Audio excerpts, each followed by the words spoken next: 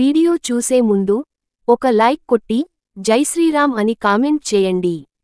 ఈ నెల ఫిబ్రవరి 8వ తేదీన ఏకాదశి వచ్చింది. దీన్ని భీష్మ ఏకాదశి అని అంటారు. మాఘమాసంలో వచ్చే ఏకాదశిని అత్యంత శక్తివంతమైనదిగా భావిస్తారు. అయితే ఈ నెలలో వచ్చిన భీష్మ ఏకాదశి శనివారంతో కలిసి రావడం ఇంకా విశేషం. మాఘమాసంలో శనివారం రోజున భీష్మ ఏకాదశి వచ్చింది. ఇలా అత్యంత అరుదుగా వస్తుంది. కాబట్టి ఇంతటి శక్తివంతమైన ఏకాదశి రోజున కొన్ని విధివిధానాలు పాటించడం ద్వారా ఆకస్మిక ధనలాభాలు చేకూరుతాయి. వెంకటేశ్వర స్వామి అనుగ్రహంతో మీ కుటుంబానికి అఖండ రాజయోగం ప్రాప్తిస్తుంది.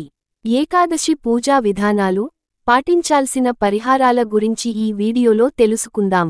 ముందుగా ఈ వీడియోకి ఒక లైక్ కొట్టి మన ఛానల్ని సబ్స్క్రైబ్ చేసుకోండి. లైక్ కొట్టడం మాత్రం అస్సలు మర్చిపోకండి. ఈ నెల ఫిబ్రవరి 8వ తేదీన శనివారం నాడు భీష్మ ఏకాదశి వచ్చింది. ఇది చాలా శక్తివంతమైన ఏకాదశి. శనివారంతో కలిసొచ్చిన ఏకాదశి రోజున విశేషంగా వెంకటేశ్వర స్వామి పూజిస్తే కోటి జన్మల పుణ్యఫలితాన్ని పొందవచ్చు. తిన్నా తరగని ఐశ్వర్యం లభిస్తుంది. కాబట్టి ఈ ఏకాదశి రోజున ప్రతి ఒక్కరూ ఉదయాన్నే నిద్ర లేచి ఇంట్లో వెంకటేశ్వర స్వామిని పూజించండి. ముఖ్యంగా ఈ ఏకాదశి రోజున స్నానం చేసేటప్పుడు నీటిలో 2 తులసి ఆకులను వేసుకుని ఆ నీటితో తలస్నానం చేస్తే పుణ్యనదుల్లో స్నానం చేసినంత పుణ్యం దక్కుతుంది. జాతక దోషాలన్నీ తొలగిపోయి విపరీతమైన అదృష్టం కలిసొస్తుంది. ఈ పవిత్రమైన ఏకాదశి రోజున పెళ్లైన ఆడవారు తప్పకుండా తలస్నానం చేయాలి. ఏకాదశి రోజున చేసే పూజలకు రెట్టింపు పుణ్యఫలితం లభిస్తుంది. ఏకాదశి రోజున ఎవరైతే ఇంట్లో పూజ చేసుకుంటారో అలాంటివారికి అఖండ రాజయోగం ప్రాప్తిస్తుంది. ఈ శక్తివంతమైన ఏకాదశి రోజున వెంకటేశ్వర స్వామిని భక్తి శ్రద్ధలతో పూజిస్తే మీరు చేసే పూజలు నేరుగా స్వామివారి పాదాల చెంతకు చేరుతాయి. కాబట్టి ఏకాదశి రోజున తప్పకుండా వెంకటేశ్వర స్వామిని పూజించండి. ఏకాదశి రోజున ఇంట్లో పూజ చేసేటప్పుడు బియ్యపిండితో 2 పిండి దీపాలు తయారు చేసుకుని పిండి దీపాలకు కుంకుమ బొట్లు పెట్టి అందులో ఆవు నెయ్యిని పోసి 7 ఒత్తులతో దీపారాధన చేయండి. వెంకటేశ్వర స్వామి పూజలో పిండి దీపాలకు చాలా విశిష్టత ఉంటుంది. ఏకాదశి రోజున ఎవరైతే పిండి దీపాలు వెలిగిస్తారో అలాంటి ఇళ్లలో లక్ష్మీదేవి తిష్ట వేసుకుని కూర్చుంటుంది. ఇక మీ ఇల్లంతా డబ్బుతో నిండిపోతుంది. అన్నిటికన్నా ముఖ్యంగా ఏకాదశి రోజున పూజ చేసేవారు వెంకటేశ్వర స్వామి పటానికి తులసిమాలను సమర్పించి స్వామివారికి నమస్కారం చేసుకుంటే మీ మనసులో ఏది కోరుకున్నా సరే అది ఖచ్చితంగా నెరవేరుతుంది. ఏకాదశి రోజున పూజ పూర్తయిన తర్వాత స్వామివారికి వేసిన తులసిమాలను తీసి మీ బీరువాలో పెట్టుకోండి. ఇలా చేయడం ద్వారా మీ ఇంట్లో డబ్బు సమస్యలే ఏర్పడవు. జీవితాంతం కుబేర రాజయోగాన్ని అనుభవిస్తారు. ముఖ్యంగా స్వామివారి పూజలో బెల్లం పాలకాన్ని నివేదించండి. వెంకటేశ్వర స్వామి పూజించేటప్పుడు ఓం గోవిందాయ నమః అనే మంత్రాన్ని చదువుతూ స్వామివారిని భక్తిశ్రద్ధలతో పూజించండి. ఈ విధంగా వెంకటేశ్వర స్వామిని పూజించి చివరిగా 5 ప్రదక్షిణాలు చేసి స్వామివారికి నమస్కారం చేసుకోండి.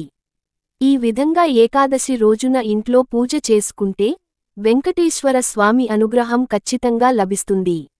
ఏకాదశి రోజున ఉదయం పూజ చేసి సాయంత్రం 6 దాటిన తర్వాత ఇంటి గుమ్మం ముందు 2 దీపాలను వెలిగించాలి. ఈ దీపాలు లక్ష్మీదేవిని ఆహ్వానిస్తాయి. కాబట్టి ఏకాదశి రోజున సాయంత్రం సమయంలో ఎవరైతే ఇంటి ముందు దీపాలు వెలిగిస్తారో అలాంటి ఇళ్లలోకి లక్ష్మీదేవి వెంటనే అడుగుపెడుతుంది. ఈ ఏకాదశి రోజున సాయంత్రం సమయంలో అన్నం తినకూడదు. ఎందుకంటే ఏకాదశి రోజున సాయంత్రం సమయంలో వడ్ల గింజల్లో దరిద్ర దేవత నివసిస్తుందట. కాబట్టి ఏకాదశి రోజున అన్నం తినడం వల్ల జన్మజన్మల దురదృష్టం పడుతుందని వేద పండితులు సూచిస్తున్నారు. ఏకాదశి రోజున సూర్యుడు అస్తమించిన తరువాత అంటే సాయంత్రం 6 దాటిన తర్వాత ఉప్పు కూడా తినకూడదు. ఏకాదశి రోజున ఉప్పు తింటే అనారోగ్య సమస్యలు వచ్చే అవకాశం ఉంది. కాబట్టి వీలైనంతవరకు ఏకాదశి రోజున ఉప్పు తినడం మానుకోండి. ముఖ్యంగా ఈ ఏకాదశి రోజున మీ ఇంటి ప్రధాన తలుపు మీద పసుపుతో స్వస్తిక్ గుర్తును గీయండి. ఇలా చేయడం ద్వారా లక్ష్మీదేవికి మన ఇంట్లోకి ఆహ్వానిస్తుందని పండితులు చెబుతున్నారు. దీని ద్వారా మీ ఇంట్లోకి లక్ష్మీదేవి అడుగుపెడుతుంది. ఏకాదశి రోజున రావి చెట్టును పూజిస్తే అపార ధనయోగం కలుగుతుంది. రావి ఆకుల్లో విష్ణుదేవుడు నివసిస్తాడు నమ్మకం. కాబట్టి ఏకాదశి రోజున మీ ఇంటి దగ్గర్లో ఉండే ఏదైనా దేవాలయానికి వెళ్ళి అక్కడ రావి చెట్టు కింద దీపం వెలిగించి రావి చెట్టు చుట్టూ 3 ప్రదక్షిణలు చేయాలి. ఈ ఏకాదశి రోజున ఎవరైతే రావి చెట్టుకు ప్రదక్షిణలు చేసి రావి చెట్టును ముట్టుకొని నమస్కారం చేస్తారో అలాంటి వారికి ఖచ్చితంగా లక్ష్మీ కటాక్షం లభిస్తుంది. ఏకాదశి రోజున ఇంట్లో పాలు పొంగిస్తే మీ ఇంటికి చాలా మంచి జరుగుతుంది. పాలను లక్ష్మీ రూపంగా భావిస్తారు. కాబట్టి ఎవరైతే ఇంట్లో పాలు పొంగిస్తారో అలాంటి ఇళ్లలోకి ముక్కోటి దేవతలు పెడతారు. ఇంట్లో ఉన్న దరిద్ర దేవత వెళ్ళిపోతుంది. ఇక మీ కుటుంబం అంతా సుఖసంతోషాలతో నిండిపోతుంది.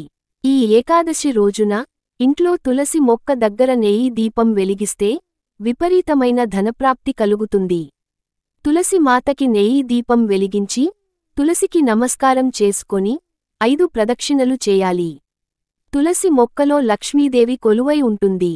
కాబట్టి ఏకాదశి రోజున తులసిని పూజిస్తే లక్ష్మీదేవి ఆశీర్వాదంతో మీ ఇంటికి సిరిసంపదలు ప్రాప్తిస్తాయి. కొత్తగా పెళ్లైన దంపతులు ఈ పవిత్రమైన ఏకాదశి రోజున వెంకటేశ్వర స్వామిని పూజించి ఉపవాసం ఉంటే పుత్ర సంతానం కలుగుతుందని నమ్మకం. ఈ భీష్మ ఏకాదశి రోజున పొరపాటున కూడా చేయకూడని పనులు ఏమిటంటే ఈ రోజున మాంసం తినకూడదు.